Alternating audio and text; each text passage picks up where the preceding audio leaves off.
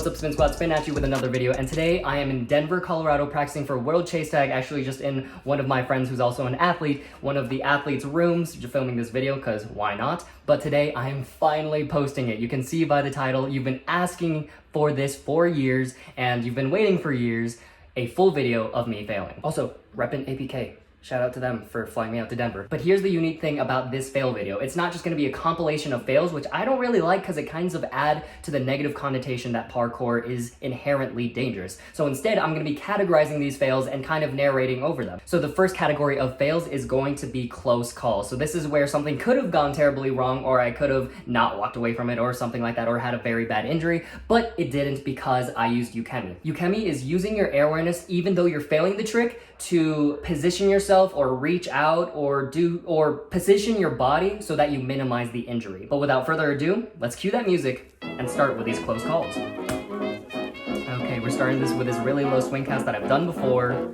but I pulled into the bar and my feet just completely stopped my rotation. Oh my gosh, luckily again, out of all of these close calls, I just walk away from it or do it again. Like I completely stand up and I'm fine. Oh my gosh. I'm watching this one now. Wait for it. Ugh. This is a close call because I'm going for a Macaco full and I'm ready to full on send that full. And then my Ukemi, I caught the chain, it stopped my flip, so I just hold it and then get my feet to the ground. Did you guys see that? Ukemi's great. I just tried going through a full, and my arm and face caught the bar, or caught the chain. Oh my lord. Hooey! Oh, this was like one of my earliest clips of fails. So that close call was having bionic ankles. No, not bionic ankles. Just stretch and mobilize and you'll be good. Again, this is a long line that took a fat minute to do. And that was another bionic ankle check. Again, just kidding. Just make sure you stretch and do mobility. And you'll be less prone to injury like that. That was a scary one. Do you hear that? It was like a pop. I heard that pop and I accidentally strained my leg on the landing, so I was so scared I tore my ACL. You can see me testing it, but then I was fine. Freak accident, flipped, and got really close to headbutting a wall.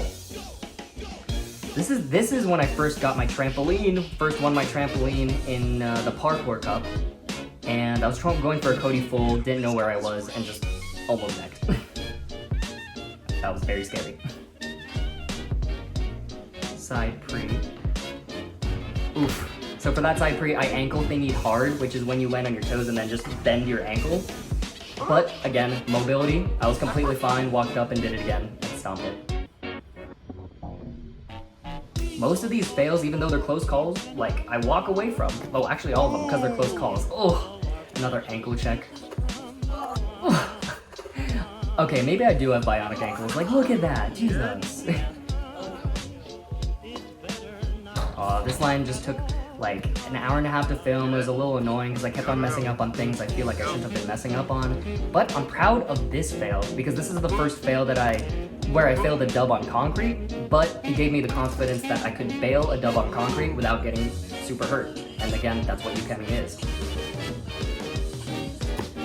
Ugh. That was just a bad flip. I was trying to roll out of it. Another knee and ankle check. And that's all for the category close calls. This next category only has one clip because it's a very specific category of a fail. Now, it's a reason why you fail. If you are too in your head and you just have too much anxiety, it throws off your movement, and I'm sure that like people can relate to this, especially if they've competed or they're new to competing. Understand that it happens, and the more experience you get with competitions, the less you get in your head. But nonetheless, this was NAPC, I wanna say 2017, I believe, the finals of that.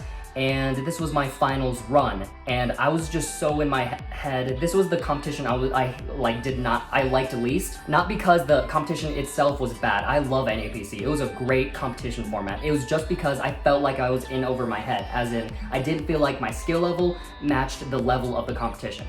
But I don't know. That was again just me being in my head. I probably would have done fine if I just kept a cool head. But let's watch it. Started off with a Webster dub cork. You can already tell like my landings aren't as floaty because I'm like second guessing every single time I'm in the air. My flow is terrible, but I don't know. I'm my own worst critic. This was the most embarrassing thing. Just completely failing a cart twist. I did it in practice. Having to reverse, oh my gosh. You could just tell how in my head I was. But I feel like I've learned from it. And we've gotten pretty far up until this point. From that disaster of a line in 2017 at NAPC, I've gotten 7th at Airwhip, and I've gotten to the finals of the qualifiers of AOM, and I'm happy with both of those lines completely. So we learned from it. So this next category is just majority of fails. So this is my majority of fails, where it's just kind of whether you don't understand whether I don't understand the trick or I just get thrown off by something. 98% of the time, it's just like, okay, land on my back, I'll be fine. So not too much consequence, not too much risk, but a fail nonetheless because you don't land on your feet. Once you can get over that fear of, if I don't land perfectly, I'm going to hurt myself, then you just learn so much faster. So let's watch just the majority of my fails. These aren't all of them. Double cork. See, I knew I wasn't gonna land it, but I wasn't scared that I was gonna die. Sometimes you can just play with it. Me just not understanding the trick, just being like, ugh. This was one of those days where you just don't have air awareness. And I just was like, ugh. I was trying to learn like cork shuriken here, didn't understand the trick, didn't flip at all. I was like, ugh. That's the majority of fails, just ugh, I wish I did it perfectly. Didn't flip at all. This one was scary because I realized I just flipped a lot slower than my other kumquat tricks. Over flipping a dub full. I didn't think that was gonna be a thing. And again, just landing on your side. Again, these majority of fails, they're not like flashy. They're not like, oh, I almost died. This is just the majority. Oh, my full. Okay, we're gonna pause it right here. This clip right here is me working on fulls, and I landed it, but the reason I added it is because I didn't land it perfectly. And I was so frustrated with myself that I felt like I was at the level where I should already have standing fulls comfortable. But that was a toxic mindset. Everyone learns at different paces and learns tricks at different rates. Work on your tricks and don't think that you're a lesser athlete because like you don't have this trick, you're still working on it, and this other athlete that you're looking at has it perfectly. Like, we're all on our own journey. That's the beautiful thing about parkour. But continuing on. Fast forward a couple years, I'm working on trips, although it doesn't look like it. And that was just a fail. This is how a majority of the fails are. And that ends the majority of fails. Now we're going on to fails specifically categorized because lack of commitment. So this is, for me, fails where I just failed to commit on a specific trick and I just end up flopping. Again, all of these I end up getting up and being completely fine and then finishing off and doing it correctly. But let's go ahead and see this lack of commitment. Oh, this is one of my first times trying a round off backflip. Just didn't commit and died. That's all there was. I didn't really die. Failing to commit to a 360 dive roll. It just be like that sometimes. Failing to commit to an inward side trick. That one looked bad. Oh no! Oh no! But if you're fine, then like learn to laugh at yourself. If you can't be comfortable with failing, you're not going to get far in the sport.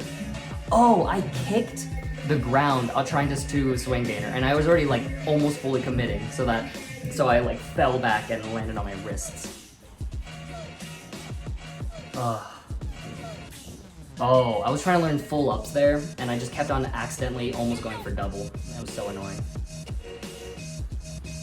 Me trying to do 540 cart, missing where I was, and then flopping. That was just a flop kind of day. And again, there's not much to lack of air awareness. Like, it's just not understanding the trick fully and needing to drill it in the gym a couple more times. That was me trying to do a tack double full, just losing where I was, not doing it.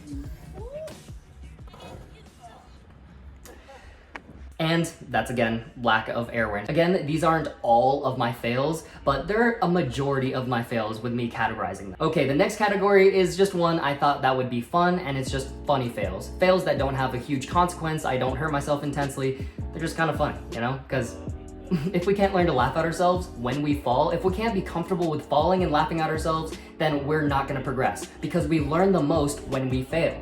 Actually, we learn the most when we fail as long as we can get up and do it and try it again and learn from it. If we fail to the point that we hurt ourselves, that's not good. Funny fails.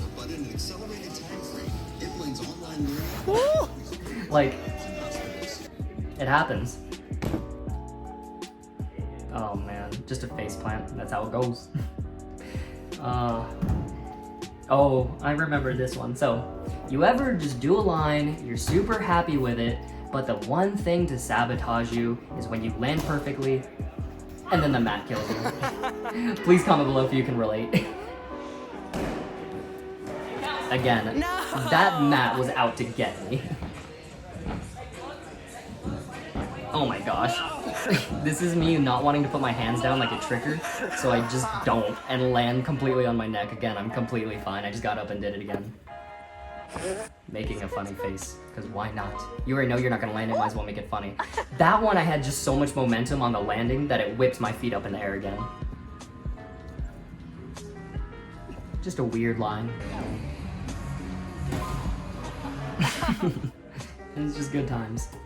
Okay, so for the final category of fails, it is the oof moments. It's those freak accidents, or something went just wrong and you hurt yourself and it happens, okay? No matter what we're doing, there's gonna be risk in anything. There's gonna be risk walking down the street, and there's gonna be risk doing our sport, and there's gonna be injuries if you're trying to push yourself within the sport. It's about minimizing those injuries, learning from them, and trying to make them not happen again. Okay, so I'm already looking at the thumbnail for this category, and it's me doing Kong gainers. There's like 2 Kong gainer fails that were in another YouTube video, but the reason why I failed at this is because mental. Because Kong gainers were such a scary trick, it was so hard for me to keep the same technique. Because I did Kong gainers in the gym, and they were completely fine. I landed them perfect, but as soon as I took them outside, it was just so in my head. So there's so much anxiety that it just didn't go well. So let's watch it.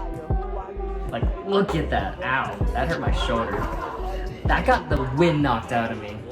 And here's the final fail. Oh, this is the fail that made me want to make this fail video. Like, I just headbutted the wall. It was a complete fail. There's just nothing that I could really do about it. Let's play that again. You can see that my foot slips right here. It was an insignificant thing. I didn't even think that would happen, which caused this huge fail. And then I ended up headbutting the wall and scraping up my knees a ton, and you'll see more on that video once I release my edit on my pro team page. I started a pro team called Team Salio. Go check them out on Instagram. Hopefully you sadistic people enjoyed watching me get injured sometimes. But again, for 98% of these clips, all of these clips besides the last category of me actually hurting myself and taking a while to recover, like longer than a week. Besides those clips, all of these clips I got up, was completely fine, and did again. Because I understand my limits.